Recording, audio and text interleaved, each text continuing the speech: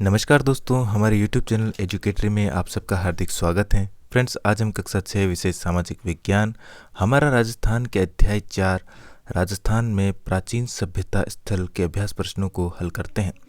तो सबसे पहले वैकल्पिक प्रश्नों में पहला प्रश्न है, निम्नलिखित में से किस जिले में कालीबंगा स्थित है? तो कालीबंगा हनुमानगढ़ जिले में स्थित है। दूसरा है, अशोक का भाब्रू शिलालेख निम्न में से कहाँ से प्राप्त हुआ? तो अशोक का भाब्रू शिलालेख बेराट से प्राप्त हुआ। दूसरा प्रश्न है, रिक्त स्थानों की पूर्ति कीजिए। तो यहाँ पर है, सीकर जिले के में नीम का थाना तहसील में एक विशिष्ट संस्कृति के अवशेष प्राप्त हुए हैं। तो उस संस्कृति का नाम है गणेश्वर। तो यहाँ पर हम लिखेंगे गणेश्वर, यहाँ पर हम लिखेंगे गणेश्वर। दूसरा है, आहड़ बस्ती प्राचीन काल में नगरी के नाम से जानी जाती थी। तो आहड़ बस्ती प्राचीन काल में ताम्बावती नगरी यानी कि ताम्रवती नगरी के नाम से जानी जाती थी। फ्रेंड्स, अगर अभी तक आपने मेरे चैनल को सब्सक्राइब नहीं किया है तो चैनल को सब्सक्राइब करके बेल आइकन को प्रेस करें ताकि मेरे आने वाले सारे वीडियोस आप तक आसानी से पहुंच सकें। तो चलिए कंटिन्यू करते हैं। तीसरा प्रश्न है अति लघुत्रात्मक प्रश्न। इसमें पहला है, राजस्थान में किन्हीं दो ताम्र पाषाणकालीन स्थलों के नाम लिखिए। तो हमारा उत्तर होगा आहड़ और गणेश्वर। दूसरा प्रश्न है, बालाथल सभ्यता के अवशेष किस जिले से प्राप्त हुए हैं? तो बालाथल सभ्यता के अवशेष उदयपुर जिले से प्राप्त हुए हैं। तीसरा है, आहड़ सभ्यता किस नदी के किनारे विकसित हुई है? तो आहड़ सभ्यता आहड़ नदी यानी कि बेड़च नदी के किनारे पर विकसित हुई है।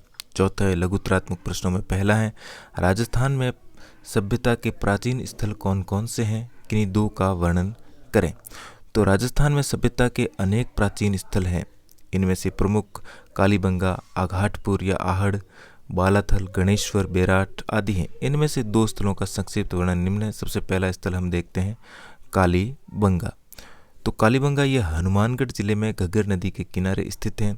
यहाँ खुदाई में सिंधु सरस्वती सभ्यता काल का एक नगर मिला है जिसके मकानों में ईंटों का प्रयोग किया गया है। गंदे पानी के निकास के लिए नालियां बनी हुई हैं तथा अग्निकुंड वेदिकाएं भी मिली हैं। यहाँ दूसरे टीले के उत्खनन में एक दुर्ग के अवशेष मिले हैं। प्रश्न नंबर 2 नहीं, दूसरा है, इसका भाग दूसरा है आहड़।